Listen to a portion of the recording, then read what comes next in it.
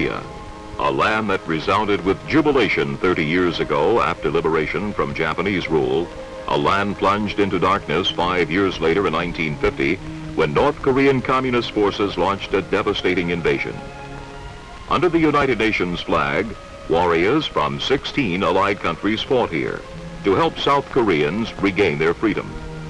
And today, many of these veterans are visiting Korea again, as much as a quarter century after their service here.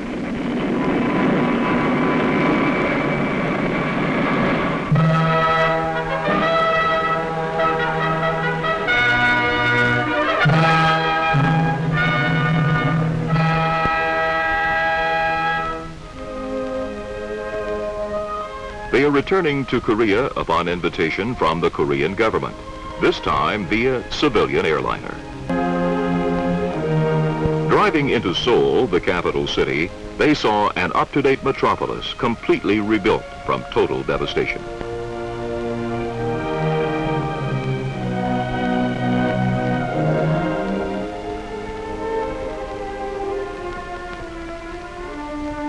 They drove to the National Cemetery.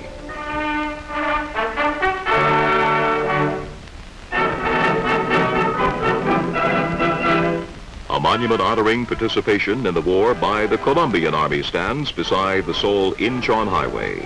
During the war, here they viewed the impressive dams newly built on the Han River.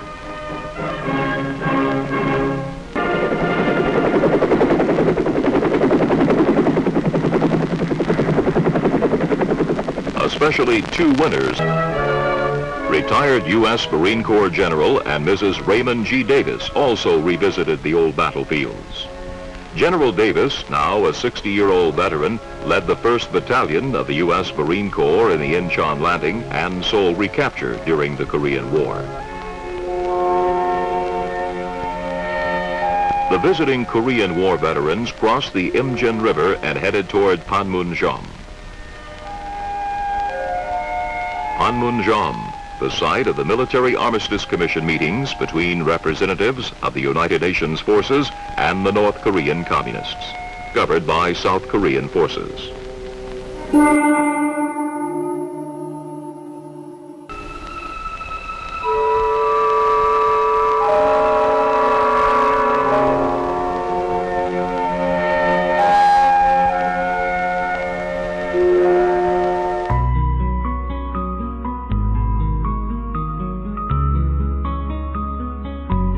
Showing Korea's progress and development since the war.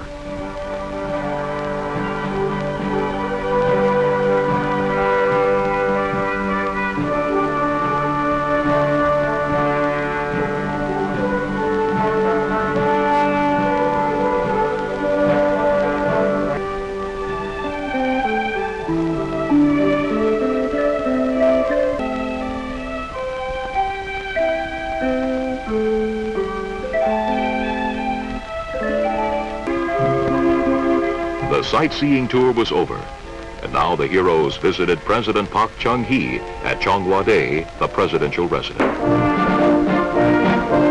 Meanwhile, 6 mothers of the American war dead personally reviewed troops marching in their honor at the United Nations Command and the Korean Military Academy.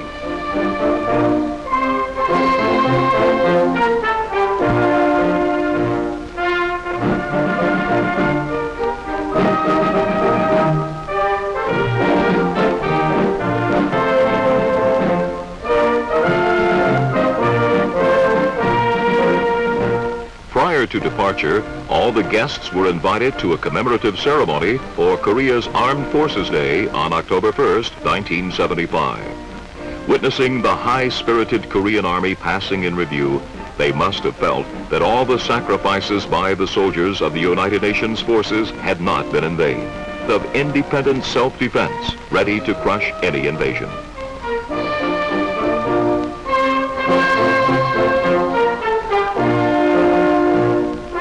They left Korea hoping that the Korean people, their old friends in the Far East, would continue to prosper and attain their ultimate goal, peaceful territorial reunification, as soon as possible.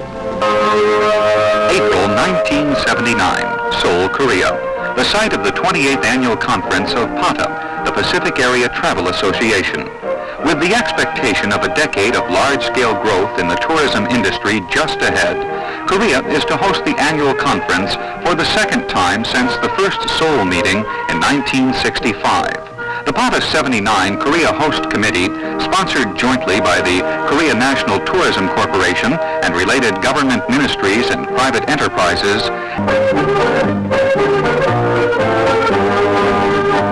over 2,000 delegates from member countries arrive at Kimpo Airport in Seoul.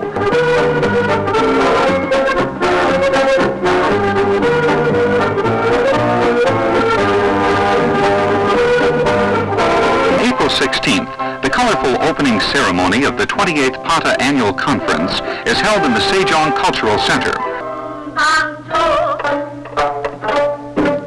Korean folk arts performances, including the Kayakun Chorus, fan dance, farmers' music and dance, and others by Seoul Municipal Dancing Troupe and National...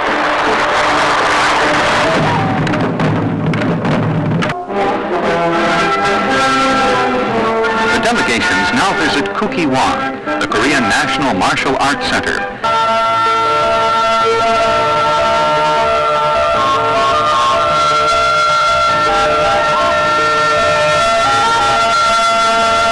Panmunjom, the delegates learn the reality of a divided Korea.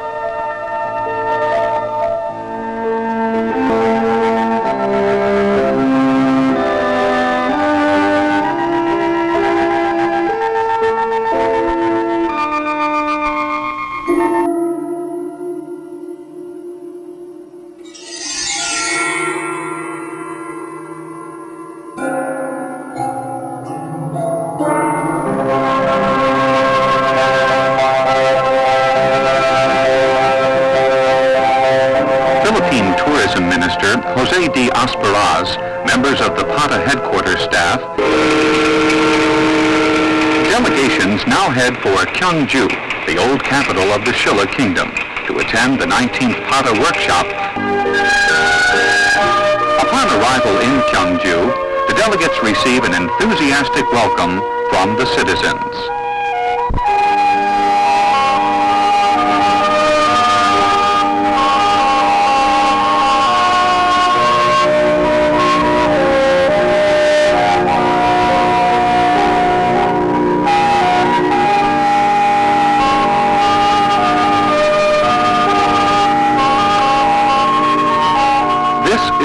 Resort complex in Gyeongju, a well-harmonized blend of traditional culture, natural beauty, and recreational activities.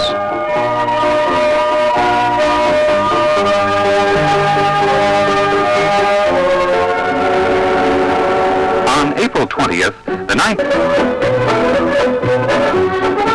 at the Gyeongju Chosan Hotel, delegates join in a luncheon hosted by the Hilton Hotels of the United States, Gyeongju and vicinity.